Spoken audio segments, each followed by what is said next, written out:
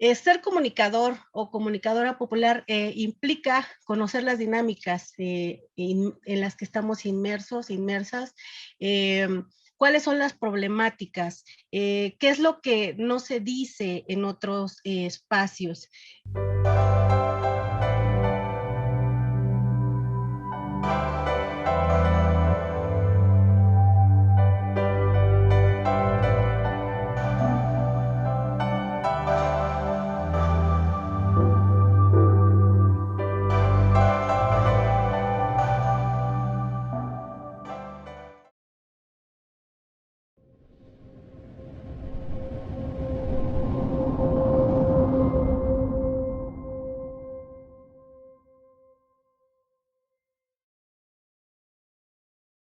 ¿Qué tal? Buenas noches. Hoy, jueves 31 de marzo del 2022, presentamos la emisión número 71 de Diálogos y Debates, un espacio creado para dialogar sobre temas de la actualidad regional, nacional e internacional y debatir sobre diversos temas que merecen ser puestos en tensión.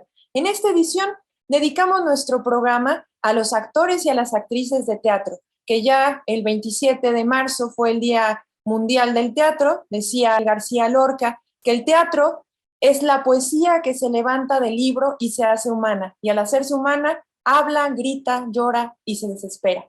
También dedicamos nuestro programa a las trabajadoras del hogar. En México, más de 2 millones de mujeres trabajan como empleadas de algún hogar. 9 de cada 10 son mujeres. El 90% carece de acceso a seguridad social. El 91% gana menos de 2 salarios mínimos mensuales y el 97% no cuenta con acceso asegurado a servicio de salud. Trabajo digno para todas las compañeras trabajadoras del hogar.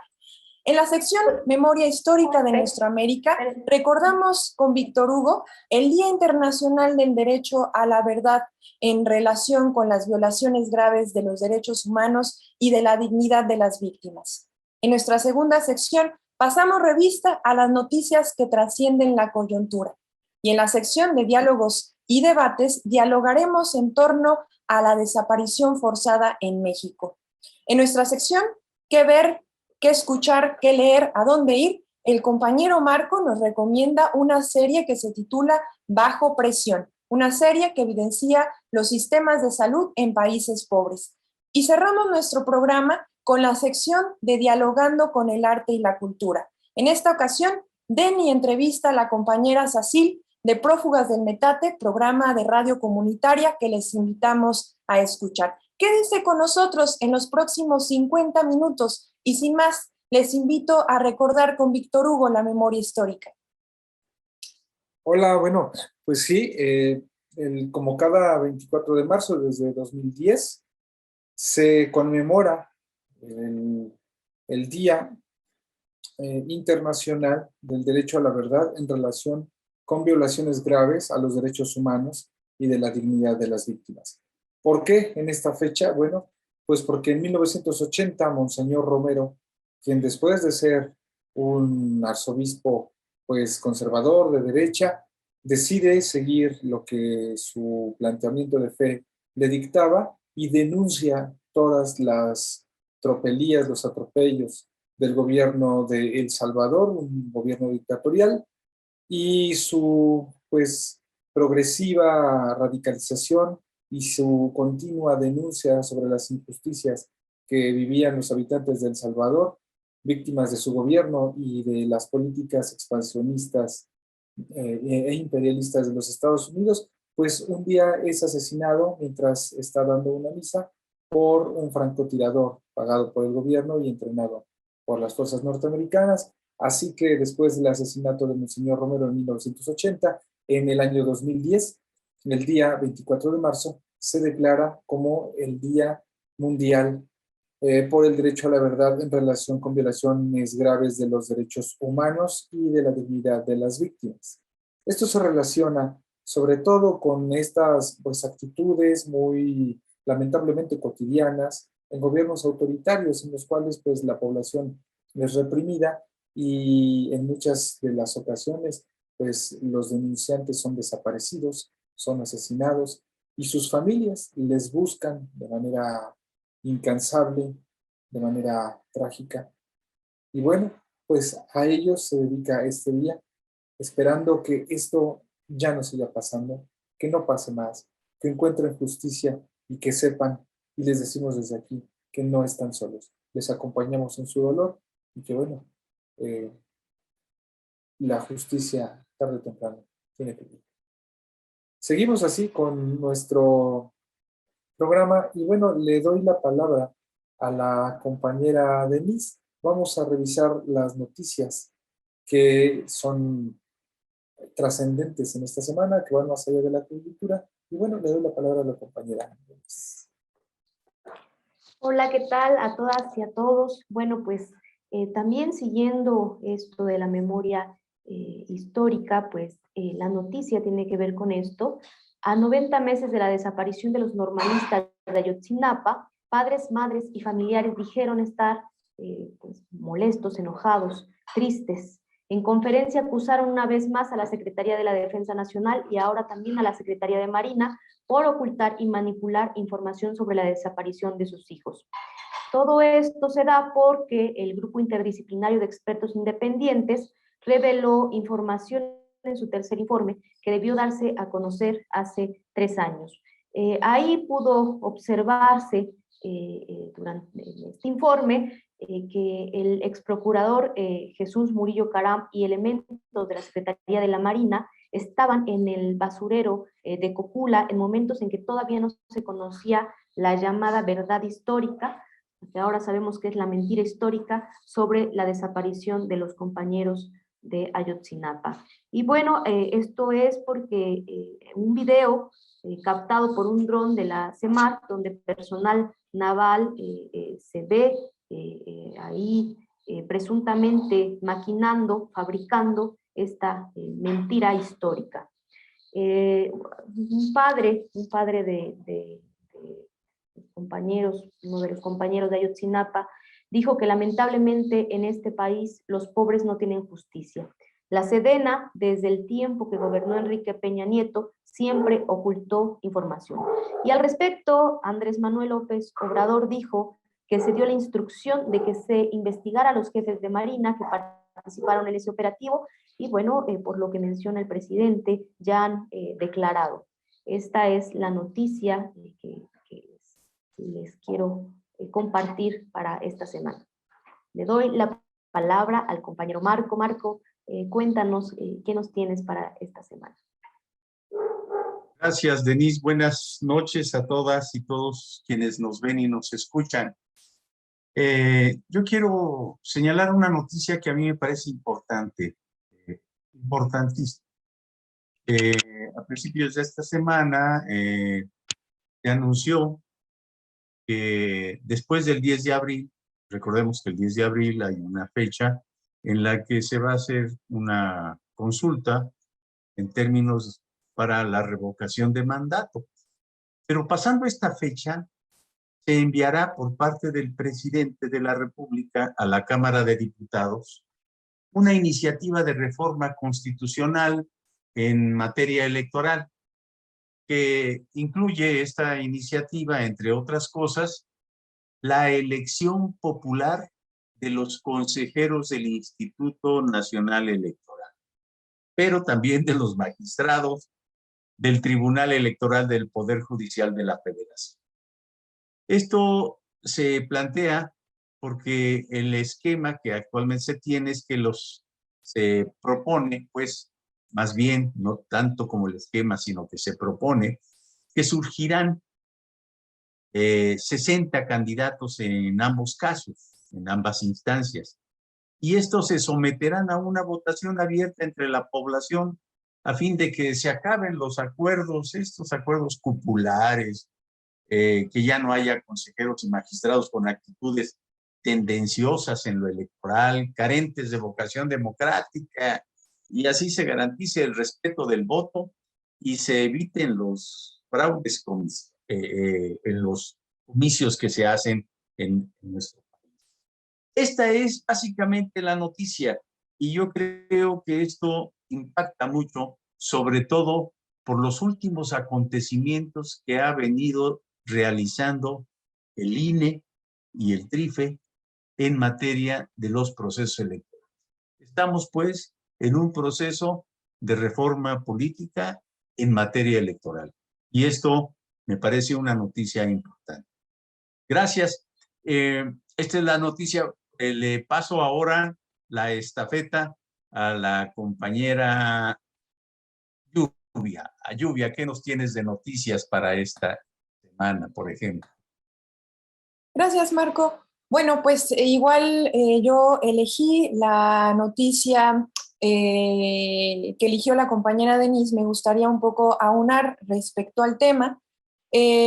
Justamente señala el compañero Vildulfo Rosales que aunque pues hay voluntad por parte del presidente Andrés Manuel López Obrador, bueno, los altos mandos, tanto la Secretaría de Marina como de la Secretaría de la Defensa Nacional, bueno, pues no están cumpliendo el mando del presidente de ser abiertos y entregar la información pertinente para poder hacer la respectiva investigación. Y bueno, con este tercer informe no cabe duda que el crimen de Estado perpetuado por el gobierno de Enrique Peña Nieto se evidencia la participación y la responsabilidad de los tres niveles de gobierno, justo como estaba mencionando la compañera. Bueno, pues la Marina de México fue parte activa en la manipulación y también en el ocultamiento de pruebas en las investigaciones posterior a la desaparición de los 43 estudiantes, así como también en la construcción de la llamada verdad histórica que resultó ser falsa. Eso indicó el GIEI y bueno, ya lo sabíamos todos los mexicanos.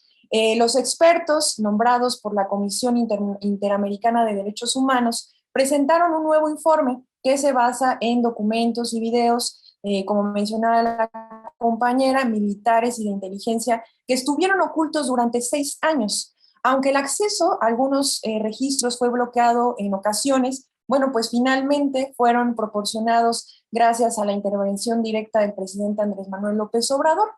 El informe sostiene que marinos estuvieron operando en el basurero donde pues el gobierno de Enrique Peña Nieto dijo que los estudiantes habían sido incinerados horas antes de que el lugar fuera acordonado y sin que esas actividades quedaran registradas en el expediente del caso. Bueno, también indica que el ejército realizó investigaciones que no compartió y conoció en tiempo real, además de mensajes del crimen organizado sobre el paradero de algunos de los estudiantes, que no dio a conocer pese a que pudieron haber sido vitales, muy importantes para poder localizar a los jóvenes de Ayotzinapa.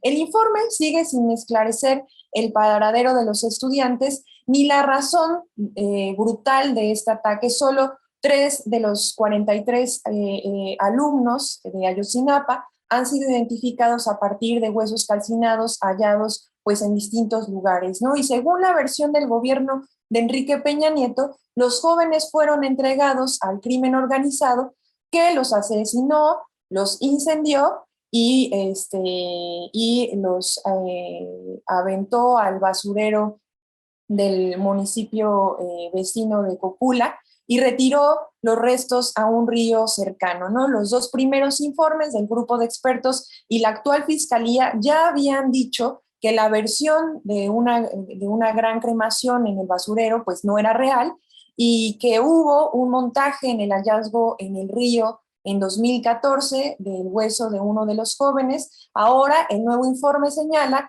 que hubo 2 investigaciones paralelas, la oficial y la otra de un grupo de crisis que no compartía datos y que la llama de la verdad histórica del gobierno de Enrique Peña Nieto, pues fue una gran operación dirigida por una autoridad superior que pues no se detalla, en la que participaron pues múltiples actores, desde la Policía de Guerrero, la Federal, el Ejército, la Marina, los servicios de inteligencia y diversas agencias de la PGR. Uno de los escenarios clave fue el basurero de Cocula, donde el 27 de octubre del 2014 la PGR anunció que fueron quemados los 43 alumnos en una gran hoguera. Y bueno, el grupo GIEI reveló en un video tomado por un dron en el que se demuestra pues, que hubo integrantes de la Secretaría de Marina en el basurero que manipularon la zona antes de que llegara la PGR los videos demuestran que la mañana del día del anuncio y casi 6 horas antes de que se resguardara el lugar, marinos sacaron 3 bultos de un vehículo, nadie sabe qué es, e hicieron un fuego que pronto quedó apagado. Luego se ve a personas agarrar y tirar cosas en la parte más profunda de la hondadona. La Marina no explicó a los expertos el objetivo de esta actividad. Bueno, para finalizar, las imágenes aéreas fueron cotejadas con documentos militares, por lo que pues el grupo de la Comisión Interamericana de Derechos Humanos aseguró que hay certeza de que quienes estaban ahí pues eran miembros de la Marina y de la PGR. Y en el video también se ve un helicóptero que sobrevuela a baja altura, como mencionaba la compañera, y que levanta una polvadera sobre donde teóricamente pues estaban todas las pruebas, ¿no? Luego llegó el entonces procurador Jesús Murillo y horas más tarde el equipo de peritos argentinos que representa a los padres de los estudiantes, ¿no? Fue entonces cuando se acordonó la zona y 2 semanas antes el ejército había dicho que en ese lugar no había nada. El informe presenta también nuevas evidencias de vacíos de información en momentos claves, y aunque había un seguimiento de años a los alumnos de Ayotzinapa y de los delincuentes de la zona, ¿no? Confirma que se crearon documentos falsos para poder legalizar irregularidades, y detalla, por ejemplo, que la llamada anómina que llevó a la captura de quienes después confesaron pues haber asesinado y cremado a los 43 estudiantes de Ayotzinapa, bueno, pues nunca existió. La existencia de tortura, corroborada por la Comisión Interamericana de Derechos Humanos y la ONU, pues llevó a la justicia mexicana a anular pues esas pruebas. Y ahora el grupo tuvo acceso a 60 videos de interrogatorios, a 50 detenidos realizados no solo en instalaciones de la PGR, sino también de la Marina, que confirman que fue una práctica sistemática y organizada por parte de los 3 gobiernos, los 3 niveles de gobierno. Bueno, pues eso sería mi noticia. Paso la voz al compañero Víctor Hugo, que nos tiene. Que sin duda va a ir más allá de la coyuntura, y no por las buenas intenciones que pueda haber, sino porque determina una forma sistemática de tratar los problemas ambientales. Es la visita de John Kerry al presidente Andrés Manuel. John Kerry, una suerte de político con una gran influencia dentro de Estados Unidos, o parte del círculo más cercano de Joe Biden, visita nuestro país, aparentemente con la misión de tratar temas del cambio climático y la Agenda 2030 con el presidente Andrés Manuel, una reunión de primer nivel, pero que sinceramente, desde el punto de vista más estricto en la defensa del medio ambiente, pues parecería no generar o no tener el potencial de generar un gran cambio en la gestión ambiental, vaya, ni los compromisos de Estados Unidos con México. Porque, bueno, Estados Unidos tiene una credibilidad eh, no solo escasa, sino prácticamente nula en el cumplimiento de los compromisos ambientales. O sea, ellos ni siquiera han firmado, por ejemplo, el protocolo de Kioto. No se comprometen para nada en la disminución de la generación de clorofluorocarbonos, que son los que afectan a la atmósfera y generan calentamiento global. Su industria, a pesar, por ejemplo, una de las industrias que aparentemente son más ecológicas es la de la producción de autos eléctricos con la empresa de Elon Musk, de Tesla. Y bueno, la contaminación que generan, si bien sí reduce la huella de carbono, pero para nada elimina la contaminación generada por las minas, la gran cantidad de agua que se utiliza en sus procesos productivos, la extracción de metales, la alta extracción de oro y el uso irracional de agua para poderlo obtener mediante procesos de lixiviación. Entonces, en general, no hay mucho que esperar de esta reunión, más que, bueno,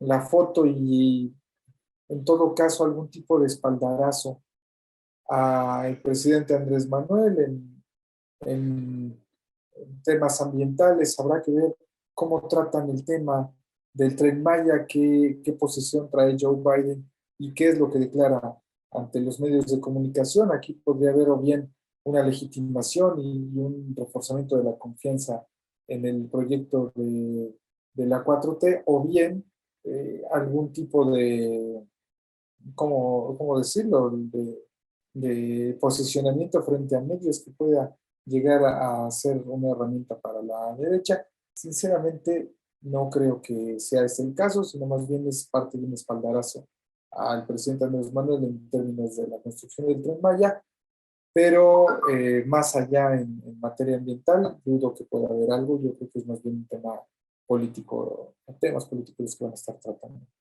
ambos. Muy bien, compañero. Bueno, contigo terminamos, cerramos la segunda sección de las noticias más importantes a nivel nacional. Y bueno, vamos a pasar a nuestra sección de diálogos y debates. Dialogaremos en torno a la desaparición forzada en México. Bueno, la desaparición forzada es uno de los problemas más recurrentes en regímenes dictatoriales. En México, durante la llamada Guerra Sucia o Guerra Asimétrica, las fuerzas del Estado participaron en operaciones clandestinas con la finalidad de desaparecer luchadores sociales y defensores de los derechos humanos. Y en la actualidad, los casos de desaparición forzada pues han disminuido. Sin embargo, a pesar de ello, los procesos de búsqueda en la justicia, como es el caso de Ayotzinapa, que ya mencionamos hace un momento, pues se han topado con rigideces y redes de complicidad y corrupción. Y de ahí que la consigna Ayotzinapa fue el Estado cobra cada vez mayor sentido y bueno, pues seguramente es una consigna que nos hace pensar, reflexionar sobre el papel del Estado y de cómo el Estado pues toma un papel importante respecto al uso de la fuerza y al ejercicio mencionábamos dictatorial, ¿no? En ese sentido. Bueno, quiero pasar la palabra al compañero Marco. ¿Qué nos tienes, Marco? ¿Qué nos puedes decir acerca de este tema? Un tema muy importante y un tema, digamos, que ha trastocado en varios momentos de la historia de México en el 68, en los 70, con la Guerra Sucia, mencionábamos, con la desaparición de los 43 estudiantes de Ayotzinapa. Es decir, ha habido muchos momentos en la historia de nuestro México donde este suceso pues ha simbrado a cada uno de nosotros. Bueno, es muy importante la entrada que das, Lluvia, en este sentido, que prácticamente pudiera decirse que es un resumen, pero la desaparición forzada efectivamente empezó a desarrollarse y a plantearse en algunas instancias, como es la Organización de las Naciones Unidas, y fue desde los años 70 que no solamente se sucedieron en el caso de México, sino también en países latinoamericanos en donde se daban, había regímenes militares y problemas bastante graves. Recordemos Chile, recordemos Perú, recordemos, en fin, muchos países latinoamericanos que sufrieron este tipo de violación a los derechos humanos, que es la desaparición forzada. Y violación a los derechos humanos, bueno, pues podemos decir, porque viola un conjunto de cuestiones, ¿no? Viola el derecho a la libertad, a la seguridad de la persona, viola el derecho a no ser sometido a torturas crueles, inhumanas, degradantes. La desaparición forzada viola el derecho a la verdad, particularmente a conocer la verdad sobre las circunstancias de la desaparición. este programa prácticamente ha estado circundando ahora por la cuestión de los chicos de Ayotzinapa, los 43 desaparecidos que tienen 7 años ya en esta lucha, los padres y las organizaciones solidarias en torno a esto. Pues nosotros estamos viviendo todavía esta situación. Viola también la desaparición forzada el derecho a la protección y a la asistencia a la familia, porque hay ocasiones en que al que desaparecen le amenazan a su familia, ¿sí? Violan el derecho a la salud, porque luego a veces se enferman estando desaparecidos, secuestrados, en fin, violan un conjunto de derechos humanos y por ello desde la la Organización de las Naciones Unidas se hizo una convención ya desde el 2016 en el sentido de armar todo un articulado que tiene que ver con la situación que decanta pues prácticamente en la Convención Internacional de Derechos Humanos. Nosotros tenemos un problema bastante complicado. Miren, por ejemplo, esta semana, por fortuna, empiezan a esclarecer casos como el de Ayotzinapa. Vean esta situación y en los 2 últimos programas de las conferencias mañaneras se planteó una situación de ir hasta el fondo, hasta sus últimas consecuencias. Y aquí viene rozando, obviamente, quien en ese entonces era presidente de la República. Ya lo señalamos, no es necesario decir su nombre, ¿sí? Ya lo señalamos en este sentido. Pero inmediatamente, el día de hoy, precisamente, hay algunos personeros de las noticias que dicen, lo que está diciendo ahora la comisión, esta que está diciendo que hubo intervención por parte de la Marina, de algunos integrantes de la Marina, preparando el terreno para la llegada de unas camionetas y todo eso, es una simple especulación y se lo están mostrando a este comunicador, y ahí sí lo voy a decir, al comunicador Ciro Gómez Leiva, se lo están mostrando fehacientemente con el video y dice, eso es una especulación.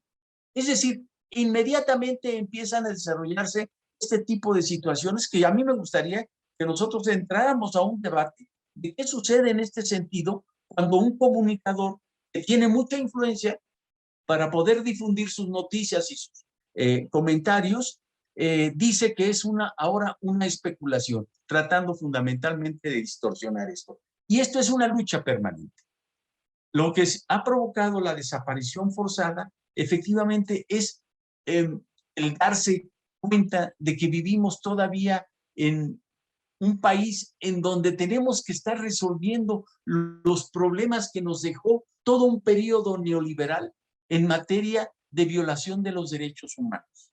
Entonces, esta situación se presenta bastante grave y quiero yo ponerlo hasta aquí, mi intervención, para poder generar lo que nosotros decimos debate respecto al punto de los derechos humanos en materia de desaparición forzada de las personas.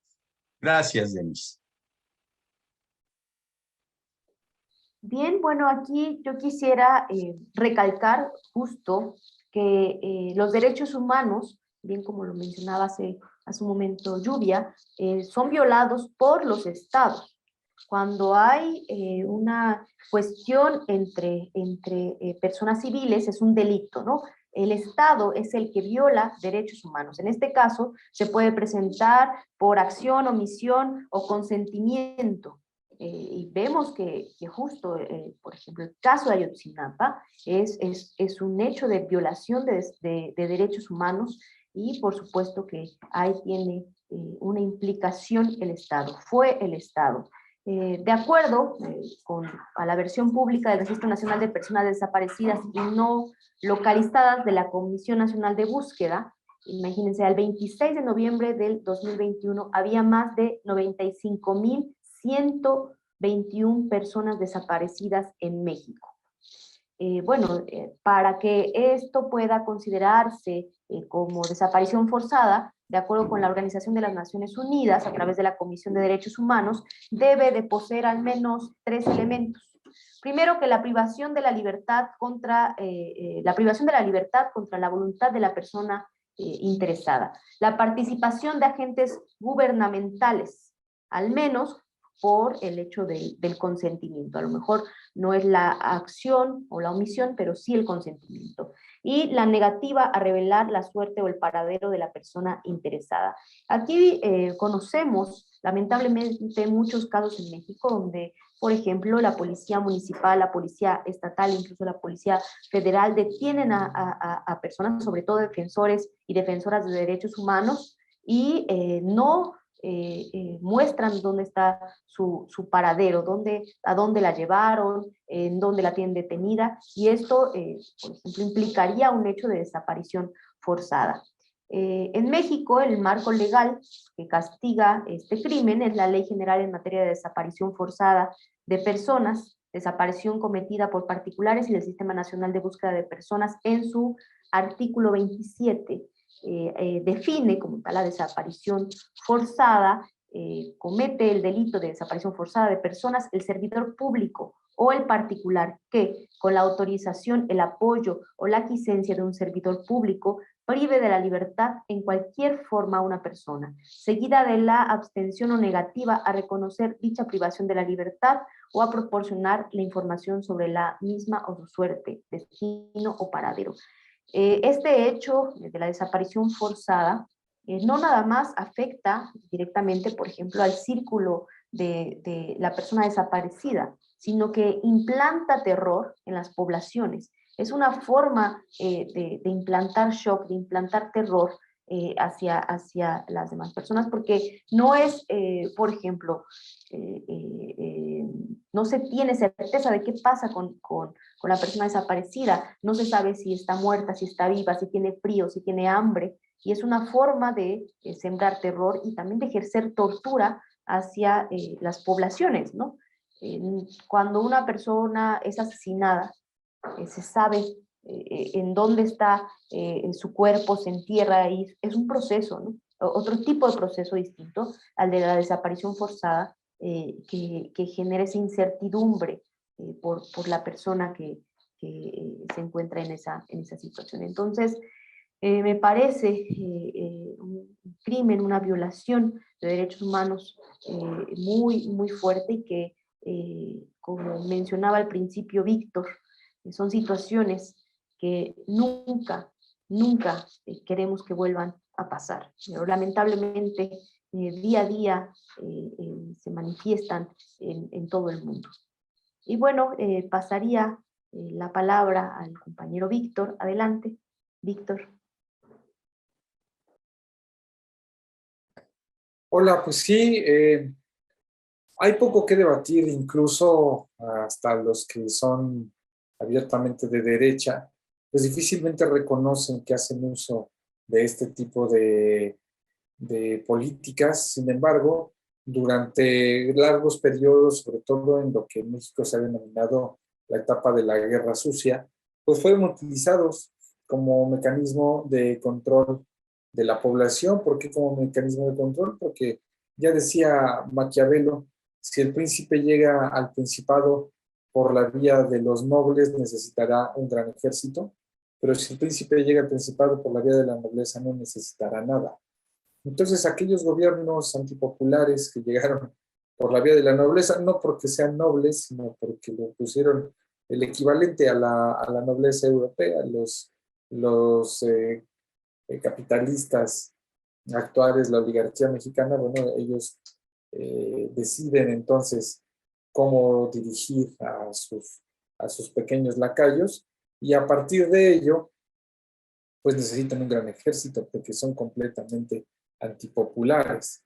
Entonces, en este sentido, hemos visto, lamentablemente a lo largo de la historia, cómo grandes, pues sí, grandes cantidades de personas, el caso de Guerrero, por ejemplo, están documentadas cerca de 3,000 desapariciones.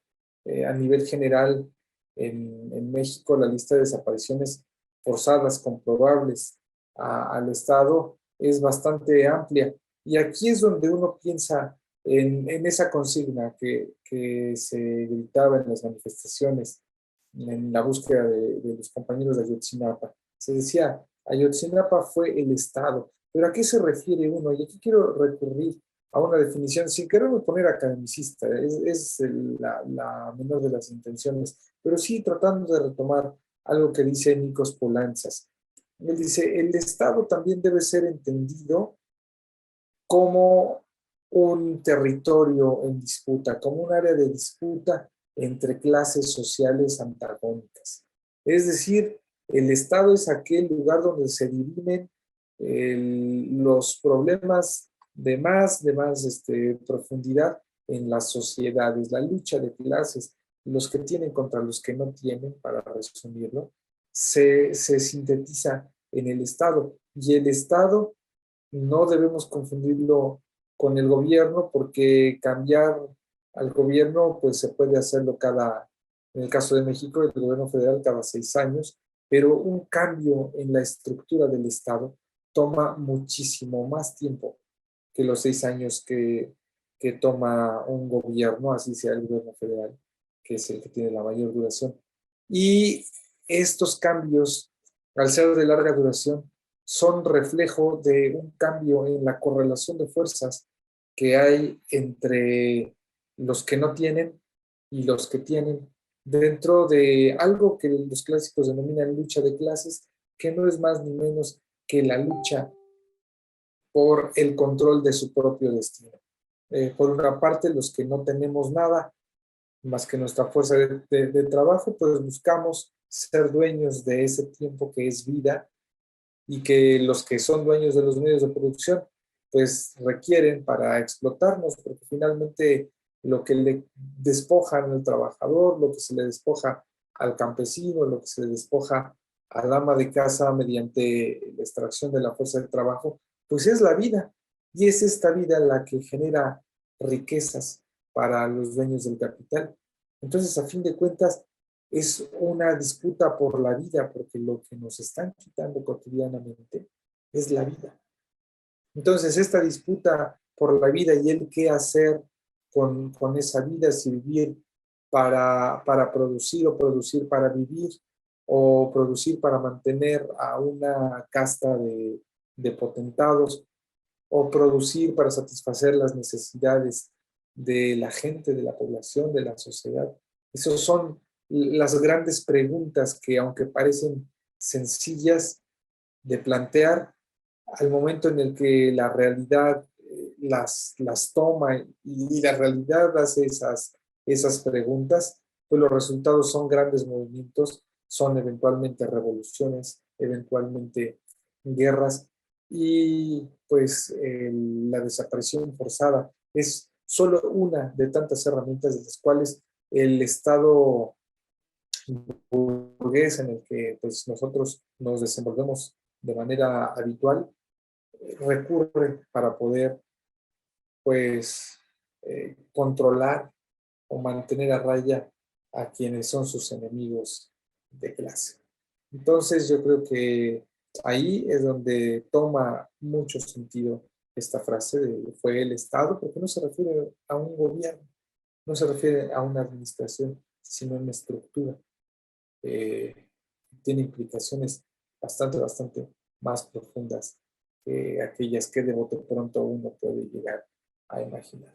Entonces, bueno, creo que no hay mucho lugar a debatir, pero sí a complementar, porque al parecer todos estamos de acuerdo, pero sí a complementar lo que nosotros pensamos, y bueno, que ojalá y haya receptividad por parte de nuestro auditorio.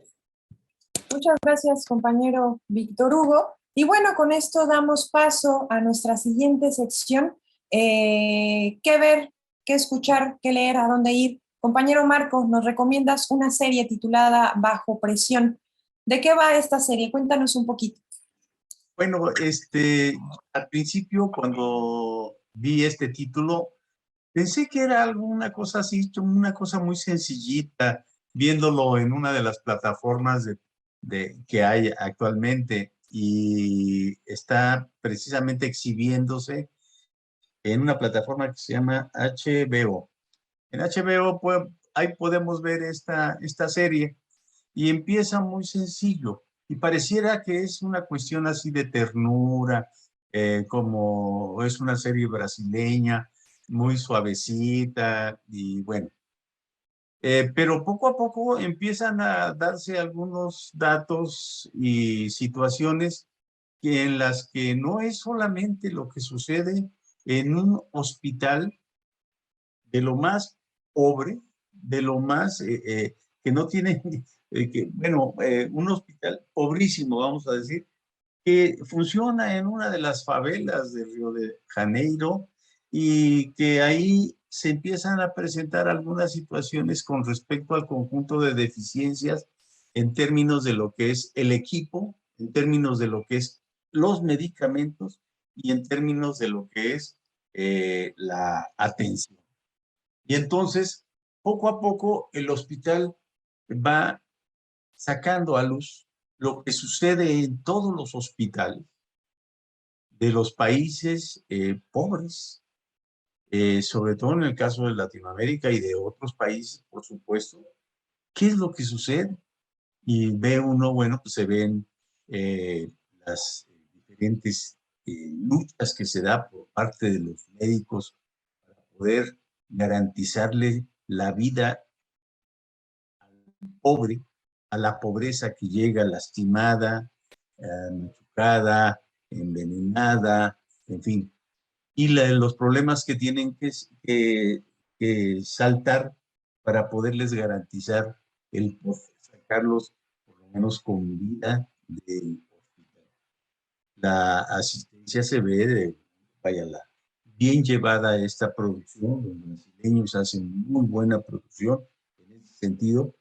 Guiones son bastante estructurados, sus capítulos bien definidos, etcétera, y la temática nos lleva a un conjunto de reflexiones de lo que sucede en un hospital pobre en Brasil, pero que aquí también en México los tenemos.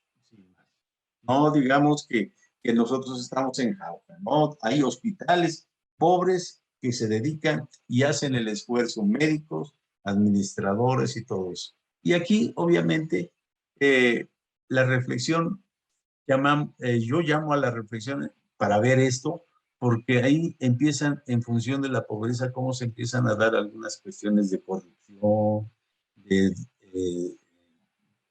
drogadicción, en fin, es interesante analizarlo desde el punto de vista humano y desde el punto de vista de que así están prácticamente la mayoría de los sistemas de salud en nuestros países y sobre todo los países. Les recomiendo se llama Bajo Presión, busquen la plataforma HBO, ¿sí? Llévense unas palomitas, ¿sí? Háganse una agüita fresca y disfruten verdaderamente de un programa reflexivo. Gracias, nos vemos. Muchas gracias, Marco. Excelente propuesta. Pues ahí tenemos una serie para que la veamos el fin de semana. Muchas gracias. Y bueno, pues vamos a pasar a nuestra última sección, con la sección de Dialogando con el Arte y la Cultura. En esta ocasión, Denny entrevista a la compañera Sacil de Prófugas del Metarte, programa de radio comunitaria. Denny, ¿qué nos tienes? Hola, hola, ¿qué tal? Pues vamos a ir presentando a Sacil Dorado, quien es una comunicadora popular por pasión y feminista por convicción. Estudió lingüística y literatura en la UAP, por lo que se ha dedicado a la docencia. Desde hace 6 años forma parte del colectivo de la radio comunitaria Choloyán, ubicada en San Bernardino Tlaxcalancingo, en San Andrés Cholula. Dentro de las actividades de la radio ha desempeñado distintas tareas, tanto en la organización como en el área de periodismo, al mismo tiempo impartiendo talleres dentro de la radio. Desde hace 5 años, uno de sus mayores intereses ha sido el tema de las mujeres, por lo que se ha desenvuelto en programas con ese enfoque.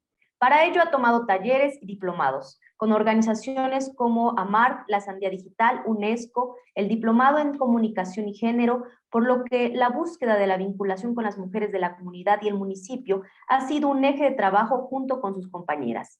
En este momento coordina el programa Prófugas del Metate, que ya lleva más de 2 años al aire y fue ganador del Premio de Periodismo de Género en el Estado.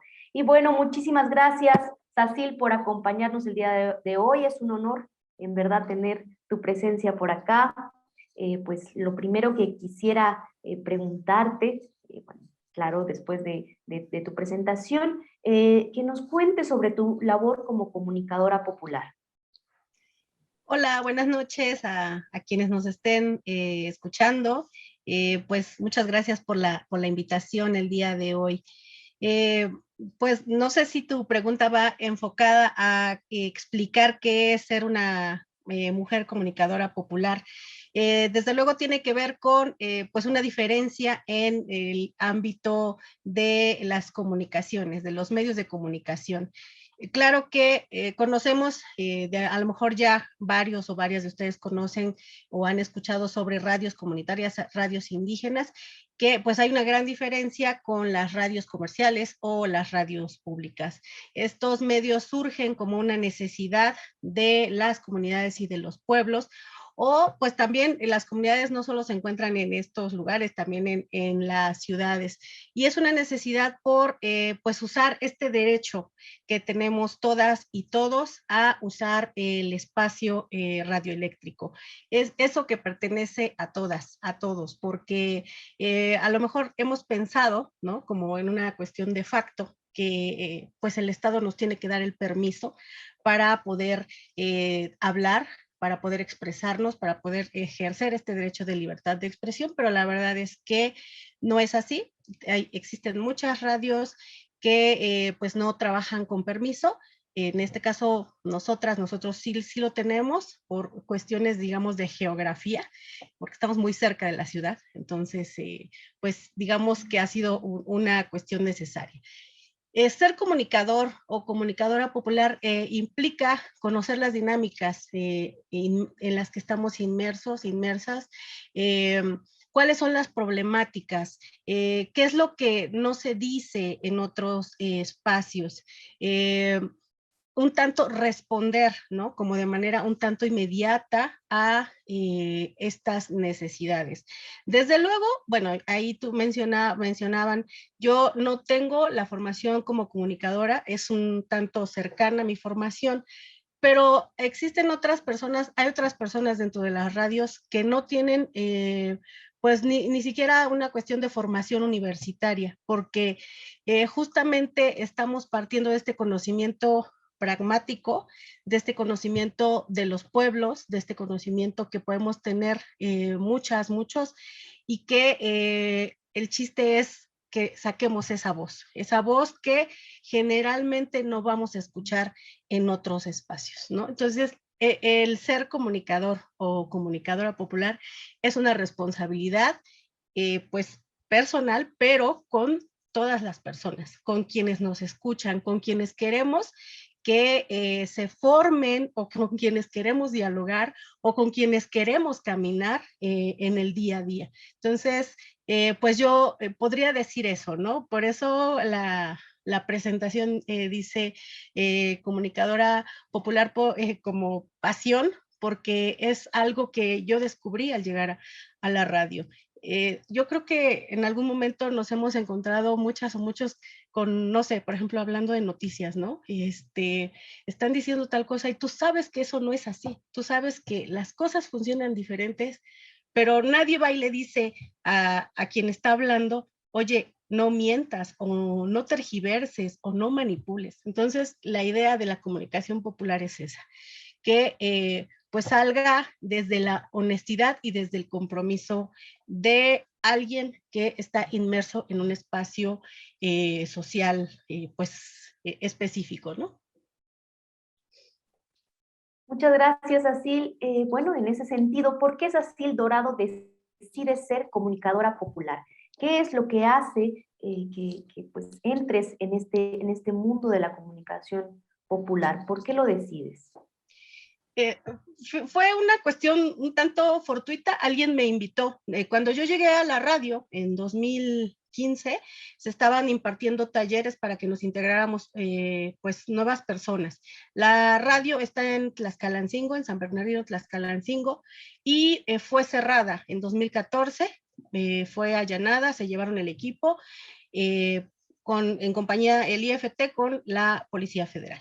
Entonces, pues aludiendo a que se estaba utilizando mal el espectro radioeléctrico, que les digo, pues esa es otra discusión. Entonces, cuando llegan, cierran la radio, pues mucha gente se fue porque pues sí hay miedo, al final de cuentas, pues te están reprimiendo, ¿no? Están callando esa parte de la voz de ciertas personas.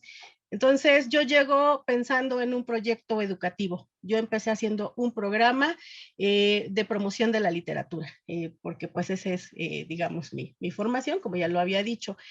Pero al llegar me doy cuenta de todo lo que implica hacer radio comunitaria, lo que implica pues el dialogar con las personas, el involucrarse con pues estas otras dinámicas, y finalmente es tan obvia la desigualdad en muchos sentidos para quienes vivimos en este país, que a mí me pareció totalmente legítimo pues defender también el aire, ¿no? Porque hay que decir que la división de los medios en este país también es súper desigual, y los medios indígenas y comunitarios tenemos el 10% del espectro. Entonces, yo dije, pues esto es algo que es importante y en el cual podemos también tener un espacio para hablar.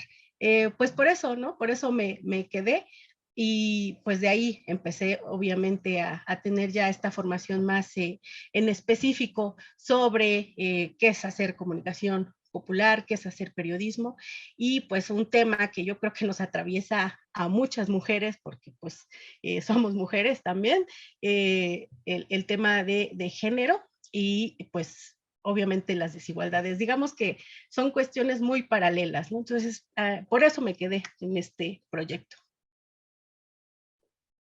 Chido, muchas gracias, Cecilia. Y bueno, también pensando en esto, ¿cuál sería desde tu perspectiva la importancia de las radios comunitarias, de los medios comunitarios? ¿Cuál es la importancia? ¿Por qué consideras que deben estar presentes y también, como mencionaba, se deben defender?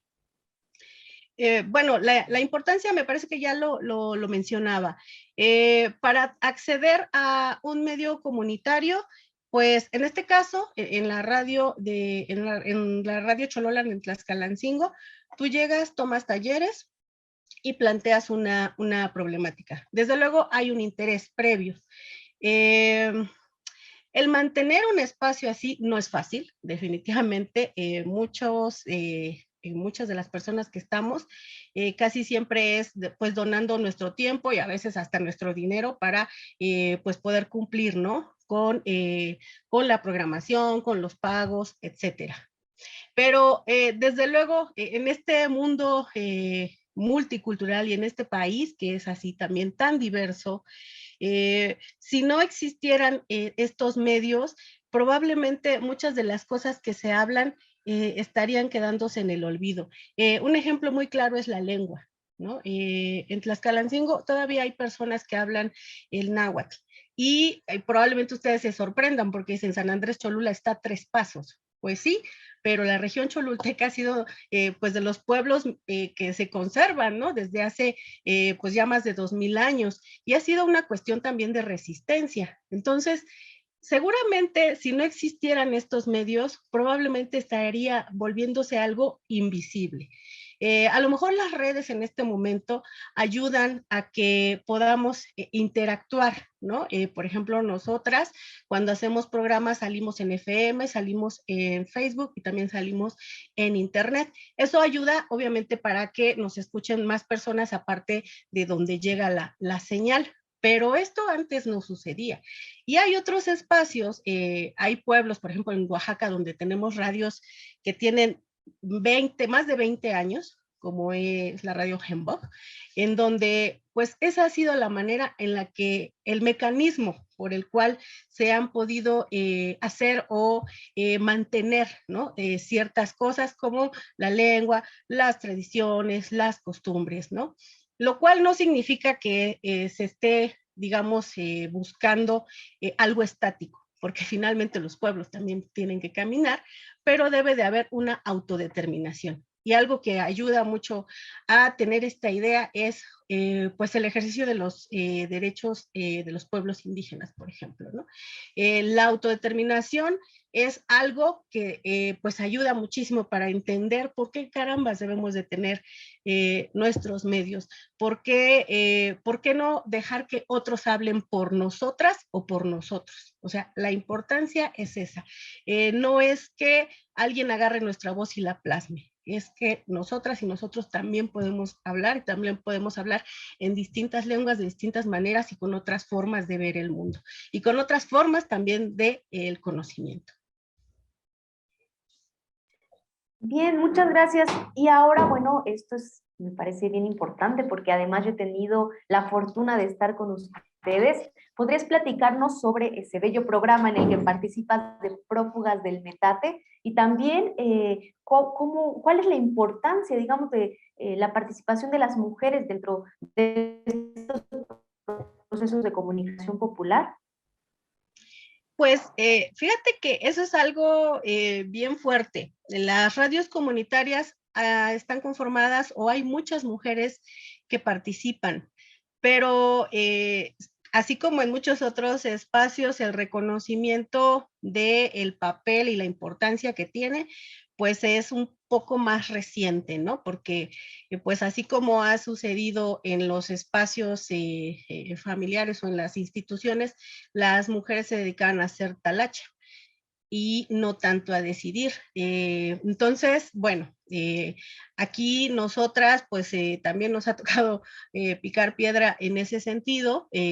Obviamente, yo podría decir que pues es un interés, ha sido un interés de nosotras el que hablar de los temas de mujeres, no solo hacia afuera, sino también hacia adentro. No es fácil, muchas veces entran en contradicciones, pero bueno, pues es una necesidad al final de cuentas, ¿no? Algo que decimos nosotras en el programa es que todas llegamos, bueno, yo me autoadscribo como feminista, no todas se denominan de esa manera y bueno, cada quien lo puede decir o no, pero todas llegamos desde nuestra propia historia, porque a todas nos ha tocado o a todos nos atraviesa alguna de las opresiones que implica ser mujer, implica ser indígena, implica ser pobre, ¿no? En diferentes, digamos, pues medidas.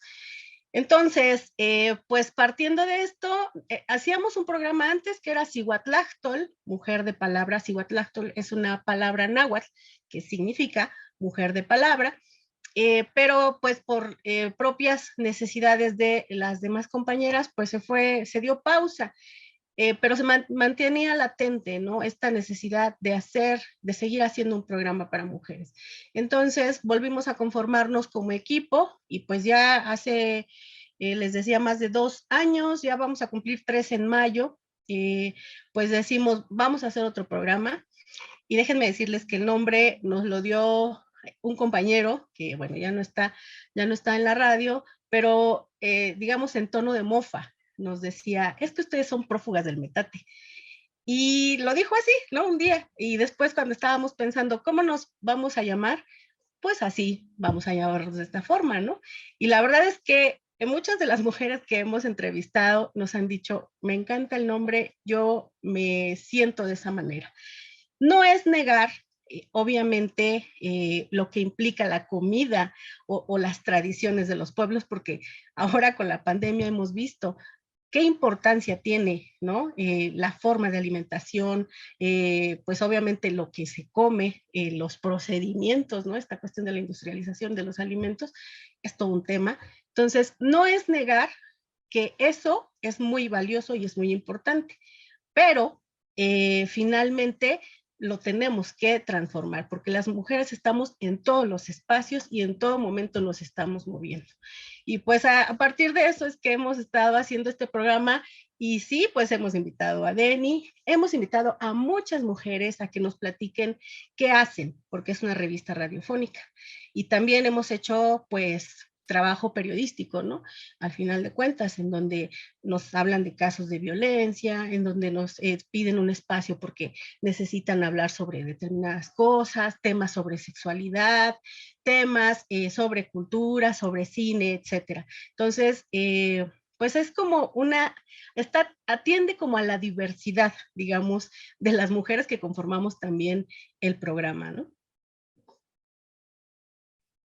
Bien, y bueno, para ir cerrando, a mí me gustaría que le dijeras a las mujeres, que les dieras consejos a estas mujeres que tienen deseos de compartir su palabra, su pensamiento, su corazón y ser comunicadoras populares. ¿Qué consejos les puedes dar? Ay, no me gusta dar consejos, pero bueno, yo les diría que hay que apostar por espacios en donde nuestra palabra pueda ser dicha, así simplemente, ¿no? Y bueno, uno de esos espacios puede ser una radio en nuestra comunidad, en nuestra colonia, etcétera, ¿no? No es fácil hacer una radio, pero pues hay que tener como el tiempo, la voluntad, la organización también, ¿no? Y sobre todo, pues responder a digamos, esta cuestión de ser honestos con lo que queremos y que pensar que estos espacios pueden ser de transformación, pueden ser de ayuda, etcétera. A lo mejor hay otros que encontramos, otros espacios que en otras, no sé, radios comerciales, en otros medios, pueden servir de la misma, más o menos de la misma manera, pero quienes acceden no son cualquier persona. Entonces, pues, ¿qué les diría? Que si ustedes quieren hacer radio, mujeres y hombres también, pues organícense y háganse un proyecto y tomen el espacio aéreo. Ya estoy aquí convocando.